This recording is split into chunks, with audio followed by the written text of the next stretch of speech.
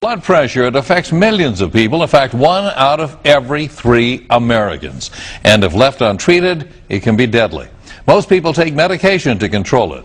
But as Kate Merrill shows us, some patients have found a simple way to keep their numbers down without drugs.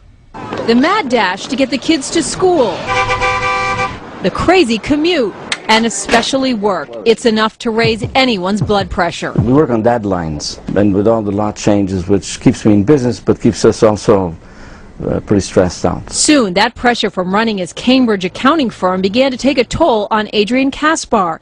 He was forced to go on medication to control his blood pressure. I believe in not taking medications, but blood pressure you don't fool around with. And just have you sit right here, Adrian? That's why he came here to Dr. Peter Martoni, a Linfield chiropractor, who's using a new adjustment in the neck to help bring down blood pressure. Now, if a bone is out of alignment and putting pressure on a nerve, it interferes with the ability for the heart to function correctly.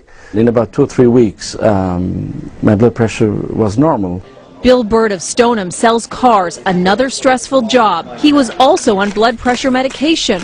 After a few visits to Dr. Martoni, his doctor cut his medication in half. Another 30 to 45 days, my blood pressure staying at the levels it is, I'm going to be off at 100%. This treatment is experimental at this point, but studies show it might actually work. This is a very novel concept. Dr. George Bacris is an expert in high blood pressure. He's conducted a small, carefully controlled study with some of his patients at the University of Chicago Medical School. He sent them to a chiropractor for the same adjustment Dr. Martoni uses. We saw miraculous changes in blood pressure. We're seeing 12, 13 millimeter reductions in blood pressure. The results were dramatic enough to catch the attention of the federal government. The National Institutes of Health is now funding a larger study to see if they can duplicate the findings. Even Dr. Bacris admits there are a lot of unanswered questions. I think we'd have to really find out what's going on. Why is this happening? But Adrian and Bill say they have all the proof they need. I've never felt better. I just feel better. And feeling better is the way to be. It's tough to argue with an outcome like that. Kate Merrill, WBZ News.